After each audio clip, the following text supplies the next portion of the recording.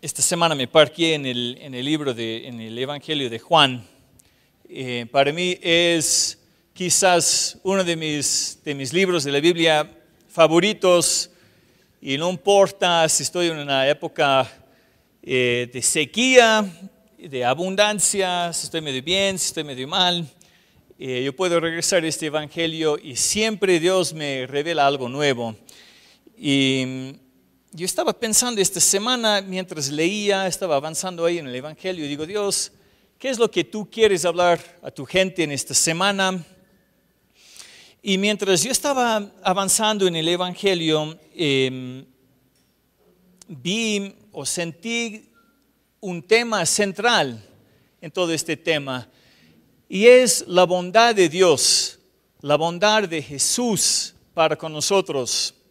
Entonces, en esta mañana yo quería conversar de ustedes de este tema de la bondad de Dios. Yo creo que cada uno de nosotros en nuestras vidas tenemos un propósito y tenemos un destino que Dios ha puesto en nuestras vidas. ¿Ustedes piensan eso? ¿Cuántos de ustedes están convencidos de eso?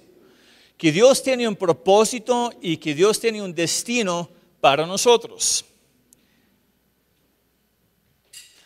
Y estaba pensando en algo, que muchas veces nosotros no llegamos a cumplir, no llegamos a desarrollar todo ese potencial que Dios nos ha diseñado.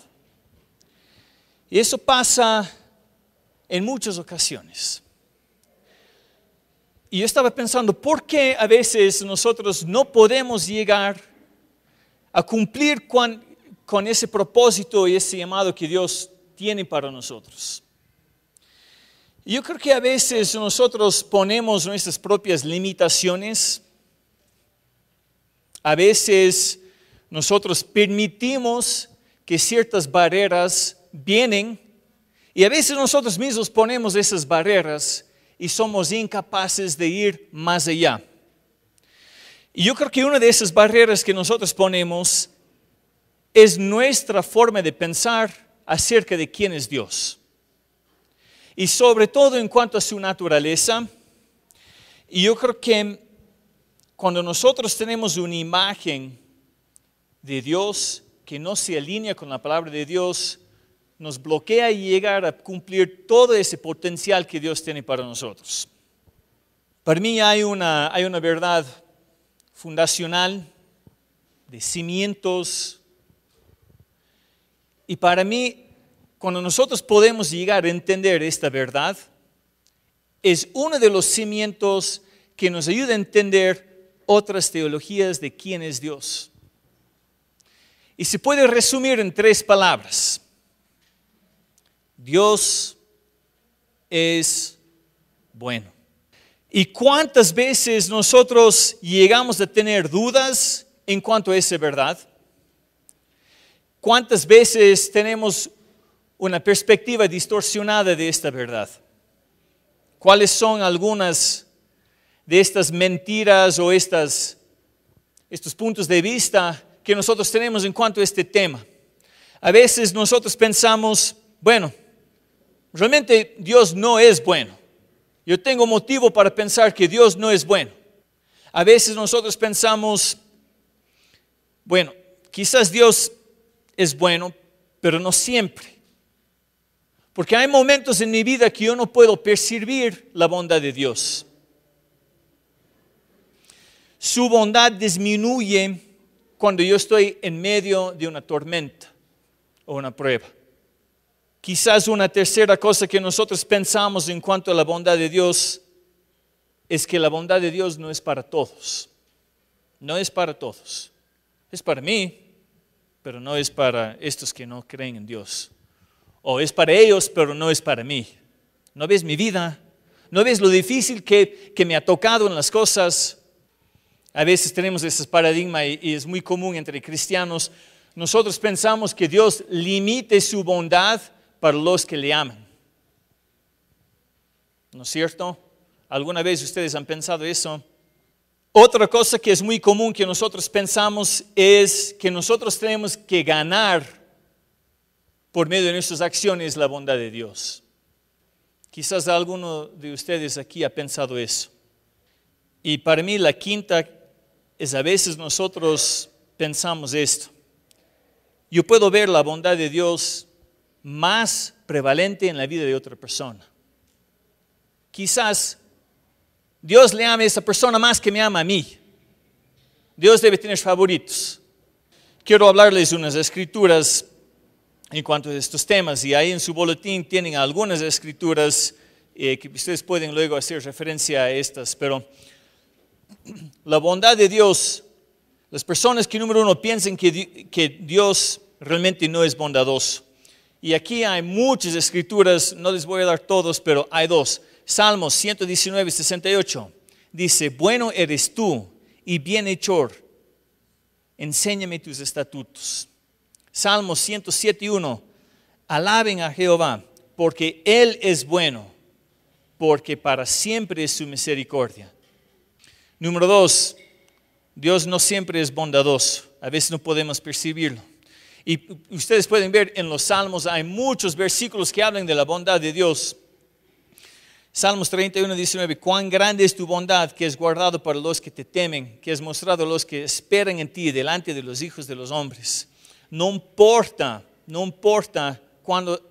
cuál sea la circunstancia, la bondad de Dios siempre está ahí, lo percibes o no. Romanos 8, 28, que para mí es uno de mis versículos favoritos. Nosotros a veces pasamos por pruebas y por tormentas, ¿no es cierto? Y decimos, ¿cómo es que Dios es bueno cuando las cosas me van mal? ¿Y cuál es nuestra tentación? En muchas ocasiones nosotros queremos definir la bondad de Dios por nuestras circunstancias. ¿Les ha pasado a ustedes? Porque es natural. Nosotros a veces queremos definir a Dios por nuestras circunstancias o con nuestras circunstancias, cuando más bien es al revés.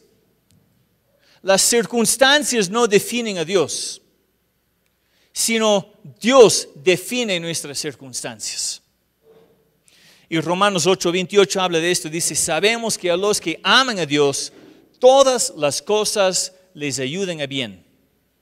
Algunas de las cosas, cuando me va bien, me ayuda para bien. No, dice todas las cosas, todas las circunstancias, aun las feas. Esto es a lo que conforme a su propósito son llamados. La bondad de Dios, número 3, no es para todos. A veces nosotros pensamos eso, ¿no? Esa es otra mentira. Limite su bondad a aquellos que le aman.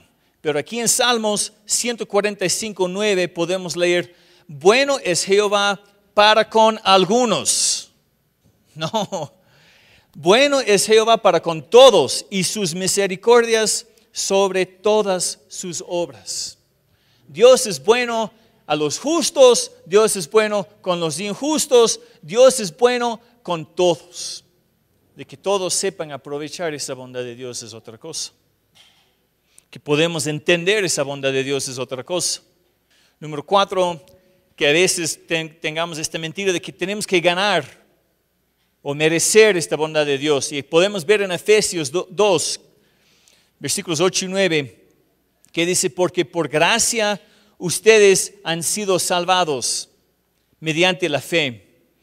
Esto no procede de ustedes, sino que es el regalo de Dios, no por tus obras, para que nadie se jacte.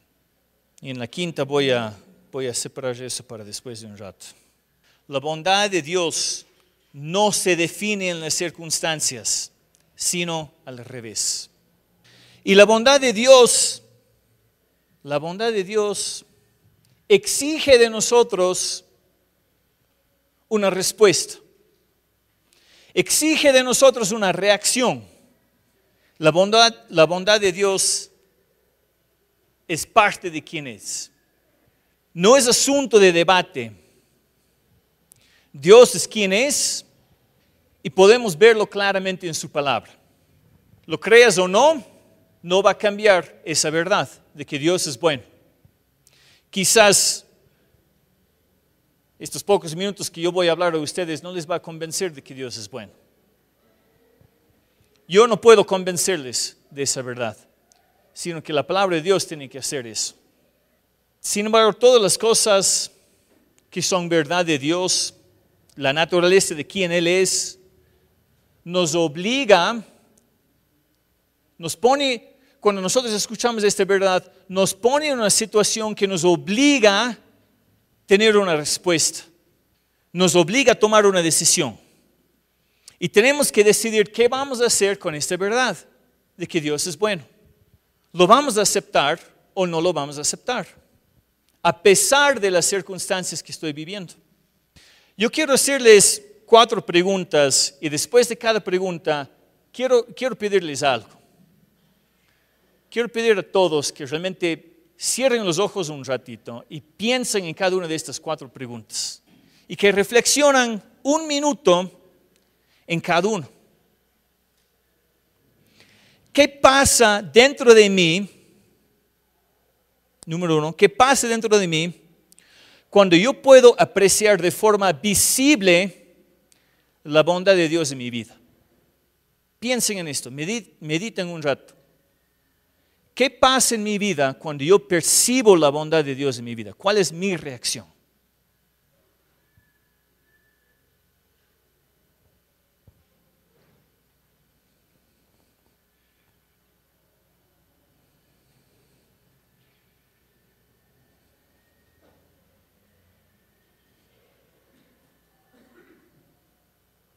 ¿Por qué hice esta pregunta primero? Porque es la más fácil. Tengo 3 más y con cada uno se va a poner un poco más difícil. Número 2. ¿Qué pasa dentro de mi espíritu? ¿Qué pasa dentro de mi vida? Cuando yo no puedo apreciar la bondad de Dios en mi vida. Las circunstancias sobrevienen mi vida y no veo en ninguna parte la bondad de Dios en mi vida. ¿Qué pasa dentro de mí?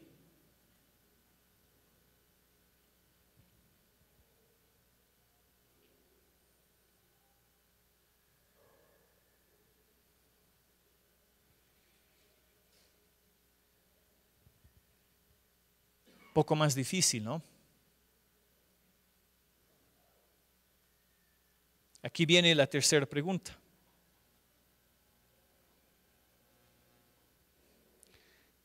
¿Qué pasa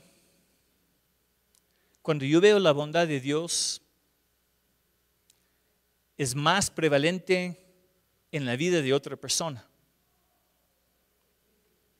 Sobre todo cuando esta persona recibe la bondad de Dios, quizás de una forma sin merecer. Cosas que yo he esperado, cosas que yo he anhelado mucho tiempo y he pedido a Dios y Dios no me da. Pero veo la bondad de Dios en la vida de otra persona. ¿Qué pasa dentro de mí?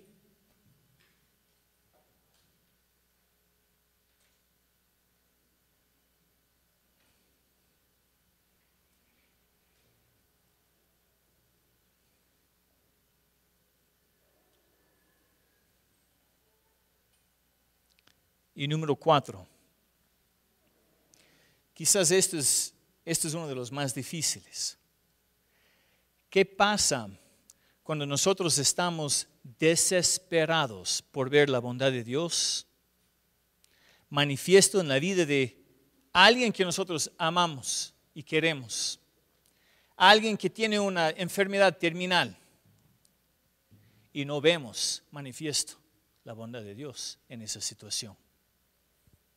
¿Cuál es mi reacción en esa circunstancia?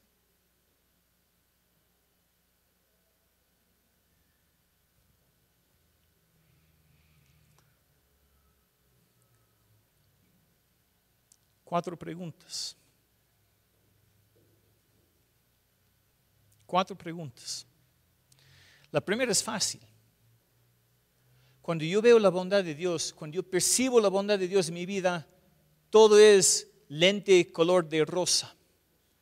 Tengo el viento en mi espalda, me va bien, puedo llegar fácilmente a donde quiero ir, todo me va bien. Es de maravilla mi vida. Es fácil. Dios, eres tan bueno. Eso pasa. Yo me acuerdo en el 11 de septiembre de 2001 de escuchar algunos de estos reportajes en las noticias de personas. Había un caso en particular de un señor que vivía en Boston, que se supone que iba a subir en el vuelo de Boston a San Francisco en American Airlines esa mañana y se quedó dormido, se olvidó de poner su alarma y perdió ese vuelo. Yo me acuerdo de ver esa entrevista en las noticias y el Señor decía, Dios es tan bueno porque me quedé dormido. Y sí, efectivamente Dios fue bueno a ese señor. ¿Eso quiere decir que Dios se portó mal con el resto de sus pasajeros?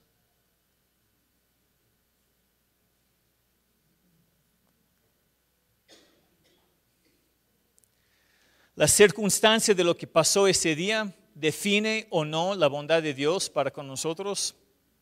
Nosotros cuando enfrentamos algo muy difícil, ¿vamos a permitir que esa circunstancia define la naturaleza de quién es Dios?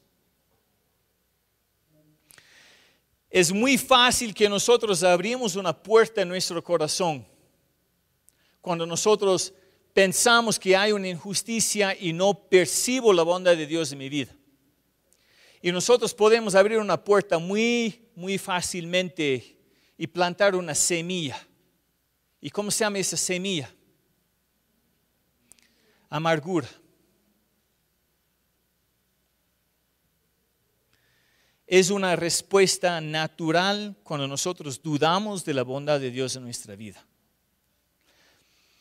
Quiero hablarles un ratito sobre el tema de amargura, porque para mí es algo profano. Deseca nuestro espíritu.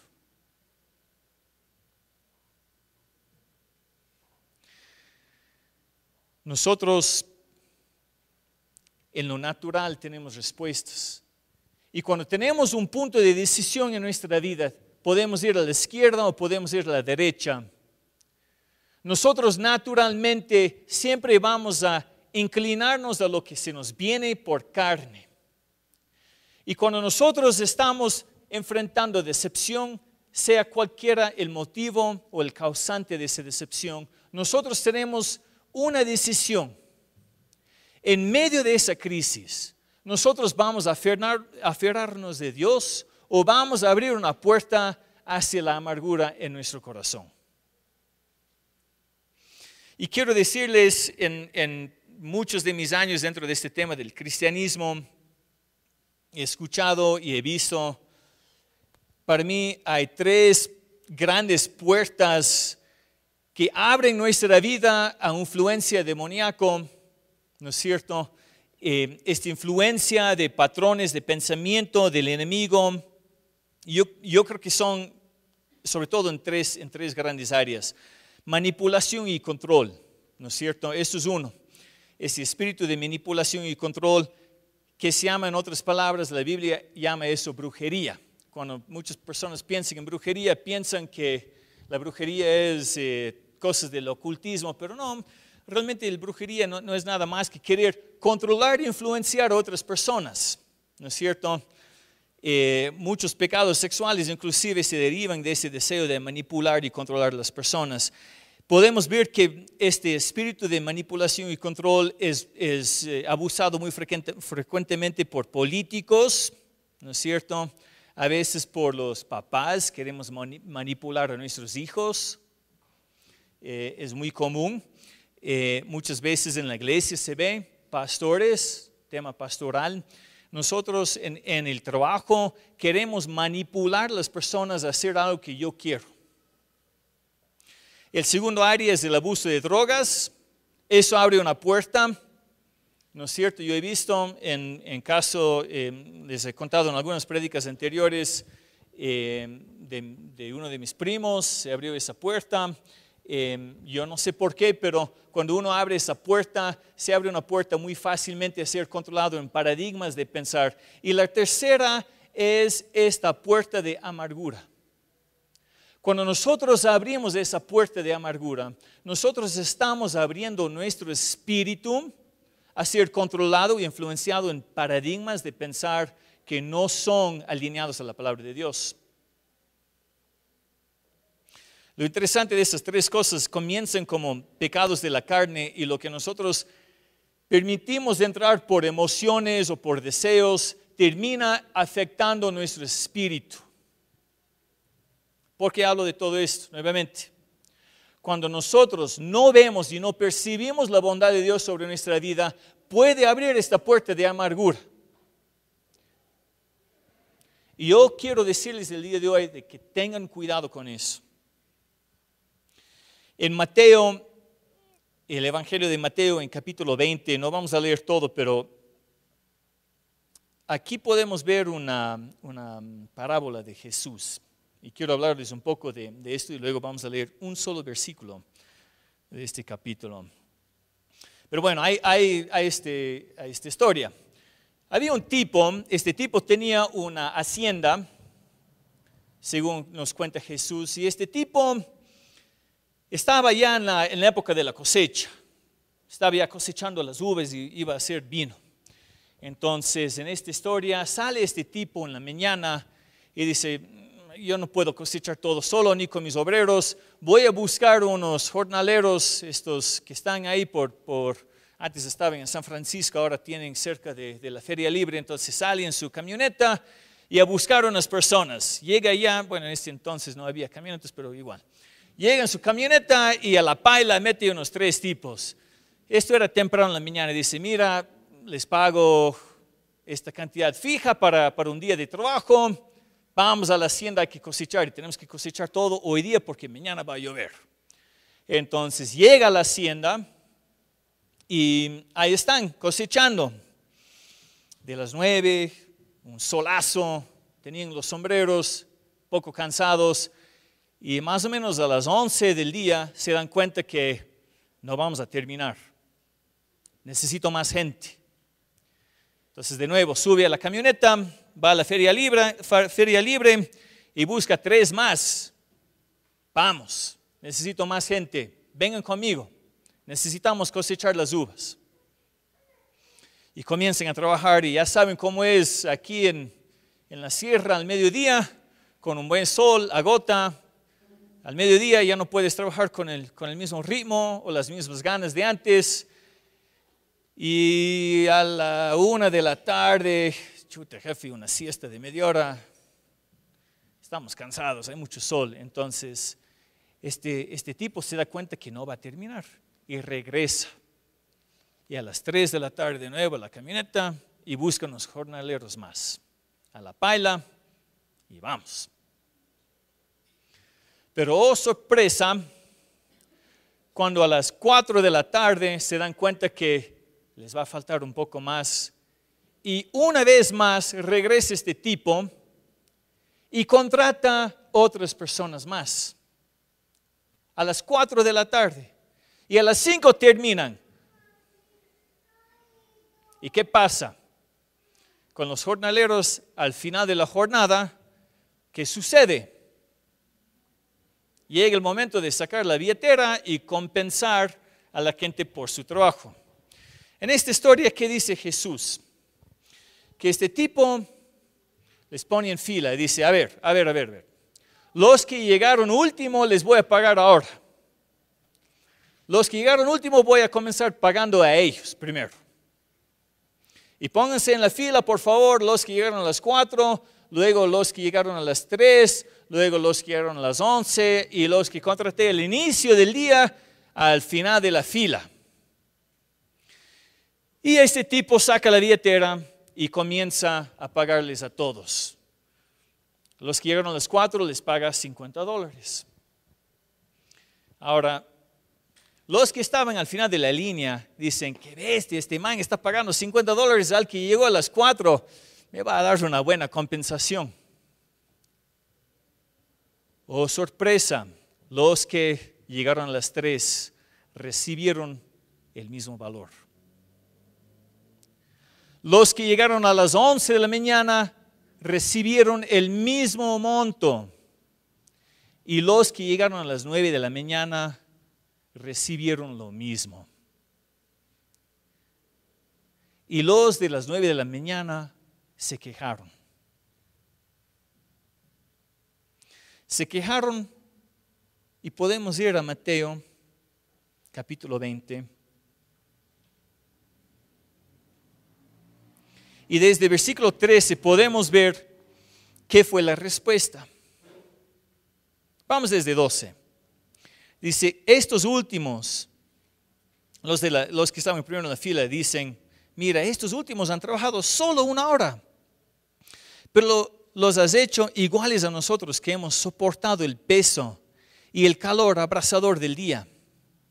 Pero respondiendo el dueño de la hacienda dijo a uno de ellos, amigo, no te hago ninguna injusticia. ¿No conviniste conmigo en un denario, un valor diario? Toma lo que es tuyo y vete. Pero yo quiero darle a ese último lo mismo que a ti. ¿No me es lícito hacer lo que quiero con lo que es mío? ¿O es tu ojo malo porque yo soy bueno? Así los últimos serán primeros y los primeros últimos. ¿O es tu ojo malo porque yo soy bueno? Esa frase a mí me llamó la atención cuando estaba leyendo esto.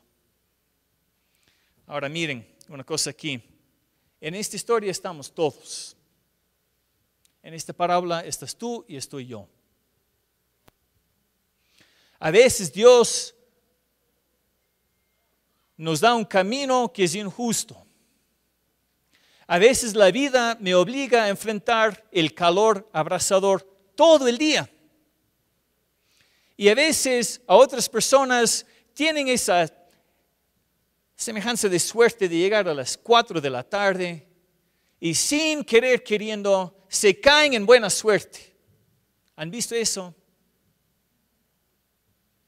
Y a veces nosotros empezamos a preguntar a Dios, oye, ¿dónde es tu justicia?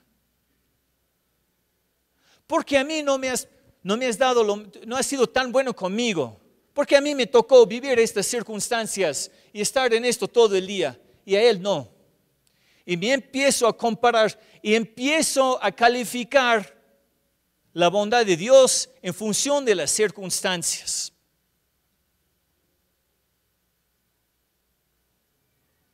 ¿Cómo puedo yo regocijar cuando alguien recibe algo de forma fácil que a mí me ha tocado mucho trabajo o mucho sacrificio?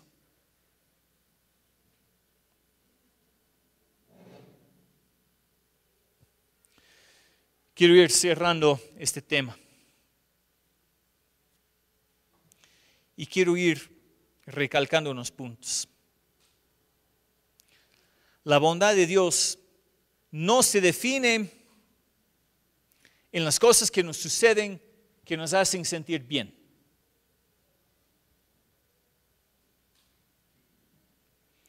La bondad de Dios se define en esto. A pesar de nuestras circunstancias, bueno o malo, nunca nos deja desamparado.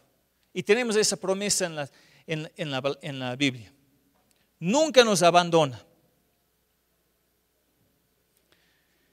A pesar de la tormenta, Dios siempre va a estar acompañándonos de forma más cercana que la tormenta que nos rodea. Su presencia se acerca aún más de la forma que nuestras luchas se van intensificando. A pesar de nuestra naturaleza caída, débil, Dios está ahí. Sin importar si nuestro cuerpo está sufriendo. A pesar de los momentos cuando nuestro espíritu está quebrantado. A veces tenemos una voluntad quebrantada. Dios sigue ahí. Sin importar qué es lo que el mundo se nos lanza, Dios está ahí a nuestro lado. A veces va a intervenir en las circunstancias y a veces no. Pero nosotros no podemos cambiar nuestra forma de ver la bondad de Dios y dejarnos pensar que su bondad se define en eso.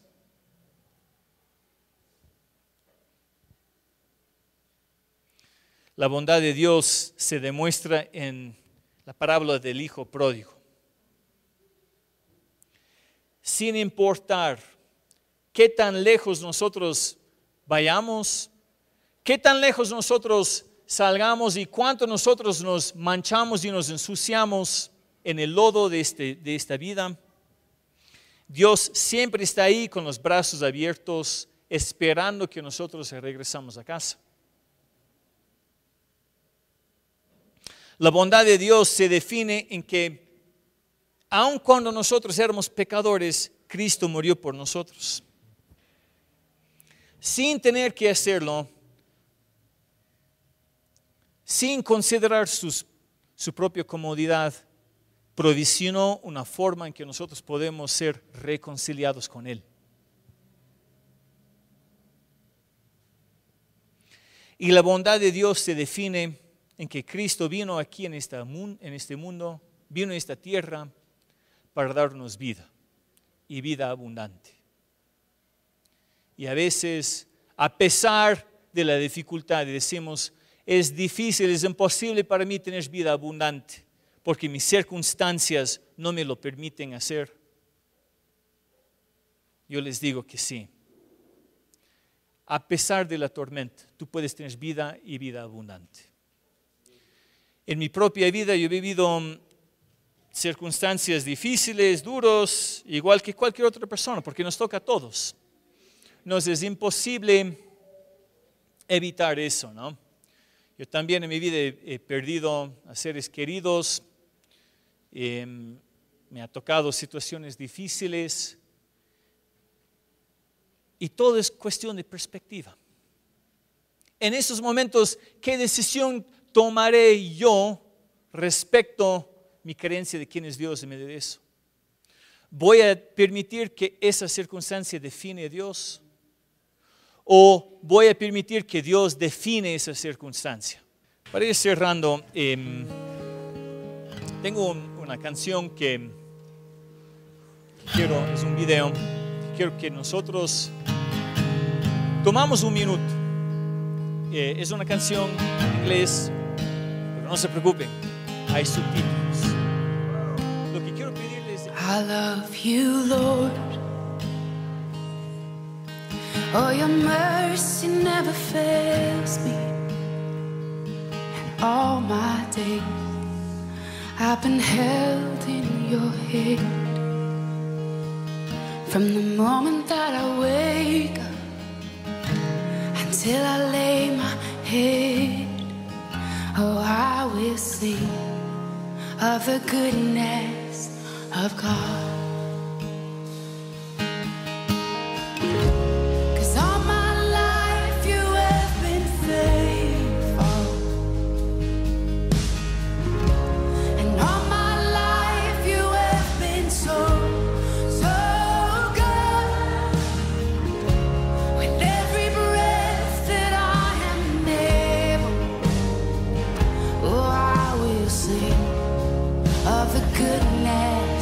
Of God,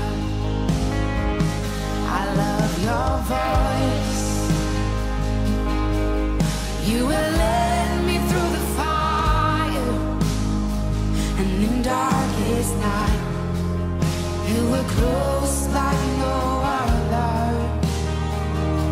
I've known you as a father, I've known you as a friend, and I have lived in the goodness of God, yeah. And all my life you have been faithful. Oh, and all my life you have been so, so good. With every breath that I am able, oh, I will sing of the goodness